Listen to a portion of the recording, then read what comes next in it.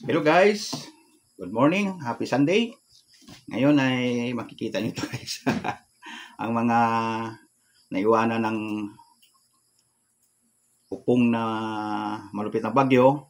Ito nagano lang hindi masyado sumadsad sa lupa at may bunga. Pinangalagaan ko at ang bunga ay ngayon ito na. Ito yung pangangalaga ng Panginoon sa akin guys. Kasi si Jesus ang aking great provider. Kaya ang talatang iyan ay paborito ko guys. Iyan ay sa Hebreo 13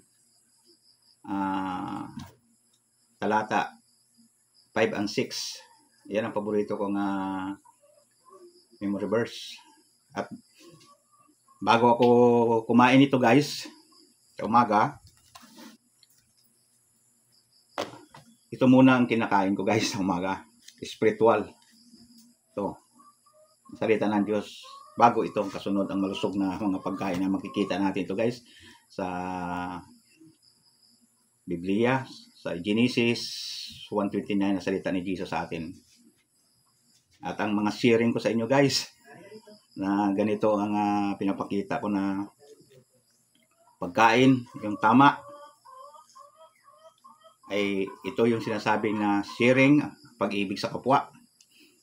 Unang-una sa Diyos guys. Yan ay mababasa natin sa Lucas 10:27.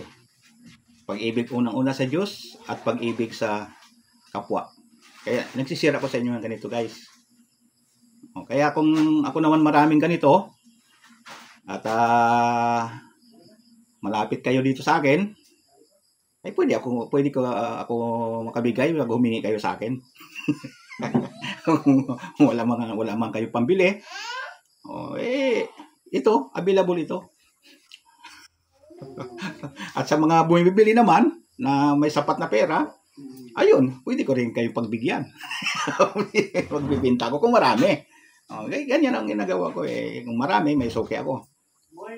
At yung mga hindi makabili dahil kulang din ng pinansyal, pag humingi, bibigyan ko. Yan ang pag-ibig sa kapwa guys. Hindi lang namang sa pera. Kung wala akong pera na pambigay na para sa kasi hindi ako mayaman. Mayaman naman ako sa kalikasan. Ito. Pwede ako magbibigay sa mga walang mga tanim na mahihirap. Yan ay biblical guys. Basa natin yan sa Aklat ng Korinto. Kaya yan ang mga ginashare ko lang sa inyo guys. Ang spiritual na pamumuhay natin at magtulungan tayo dahil magkapatid tayo sa pananampalataya. Yan guys. Pag-ibig sa kapwa. Mayroon tayong pag-ibig sa kapwa. Nakalagay yan guys sa New Testament. Sa 10:27 ng Lucas. Yung dalawang kautusan na yan ay binigay ng Panginoon. Summary yan guys. Ang pag-ibig sa Diyos, yan ay nakapaloob sa 10 Commandments sa 1-4. 4 na nakapaloob dyan sa pag-ibig sa Diyos. Pangalawa, ang pag-ibig sa kapwa, nakapaloob dyan 6. Ano yan? Summarize. Yan ang 10 Commandments sa New Testament. Nilagay sa dalawang kautusan na nakasakop ang 10 kautusan. Unang-una, sa Diyos, 4 na bahagi yan guys. 1-4, kasama sa pagsamba ng Sabat. At ang 6 papunta sa 10, sa 10 Commandments, yan nakapaloob sa pag-ibig sa tao. Kasi kung iniibig mo yung tao, unang-una, mahalin mo ang iyong magulang.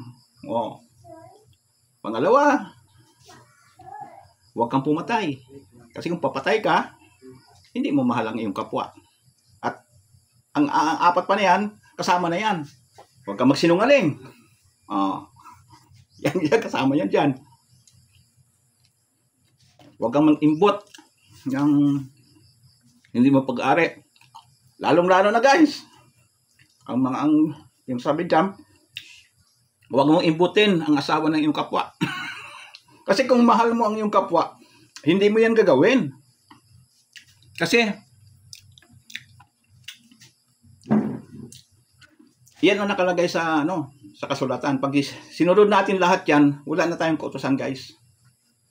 Sa 6 na yan.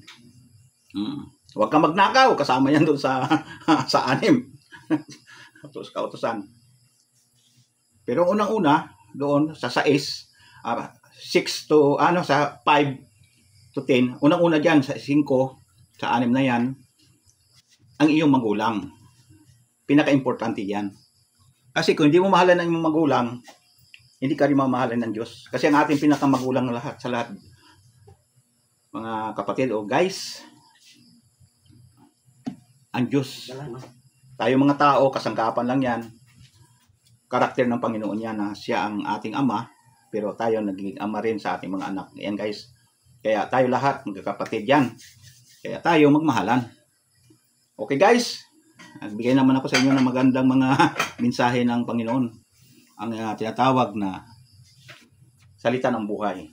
Kaya itong Bible guys, parati sa ating puso't isipan dapat ito araw-araw. Pagkagising, mag-pray tayo hanggang sa tayo ay mag-alusal. Ito yung tunay natin pagkain para magkaroon tayo ng buhay na walang hanggan. Hanggang sa muli guys, at iyan ay sharing ko sa pagmamahal ko sa inyo.